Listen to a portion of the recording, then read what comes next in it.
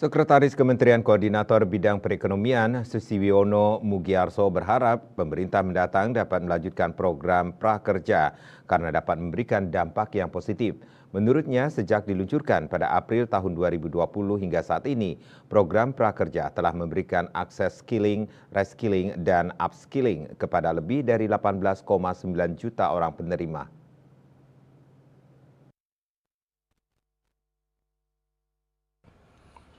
Kementerian Koordinator Bidang Perekonomian mendorong program prakerja agar bisa berlanjut di pemerintahan mendatang.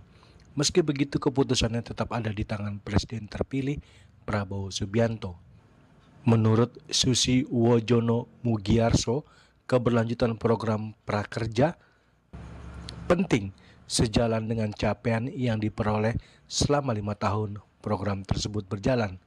Berdasarkan riset Presisi Indonesia tahun 2021, penerima perempuan prakerja mengalami peningkatan pendapatan sebesar 33% lebih tinggi dari non-penerima perempuan. Menurutnya, sejak diluncurkan pada April tahun 2020 hingga saat ini, prakerja telah memberikan akses skilling, reskilling, dan upskilling kepada lebih dari 18,9 juta orang penerima. Selama tahun 2020 hingga 2022, prakerja menjadi bagian program pemulihan ekonomi nasional akibat COVID-19. Seiring dengan berakhirnya pandemi mulai 2023, prakerja diimplementasikan dengan skema normal. Sampai saat ini, prakerja juga telah melakukan kegiatan bersama para alumni di berbagai daerah di Indonesia, sekaligus diundang ke dalam lebih dari 20 forum internasional untuk berbagai praktek baik. Besok insya Allah akan menghadirkan lebih dari 150 orang alumni prakerja, khususnya yang skema normal dan juga skema bansos, yang mewakili dari 139 kabupaten kota. Karena kalau bicara alumni prakerja, dari yang total sudah 18,9 juta, itu dari seluruh kabupaten kota ada.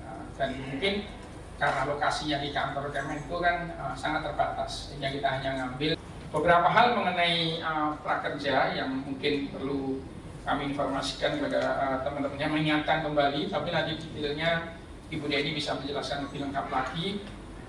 Pertama, kalau ingat kembali program prakerja ini kan janji politik Bapak Presiden Jokowi pada saat awal periode 2019-2024.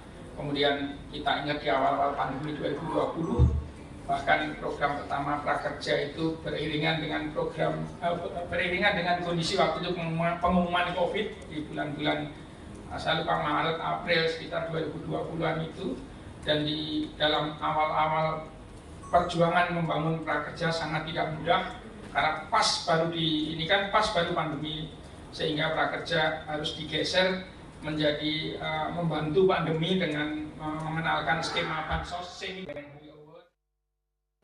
Dari Jakarta, Julius Suharto dan Ketut Sumadiasa melaporkan.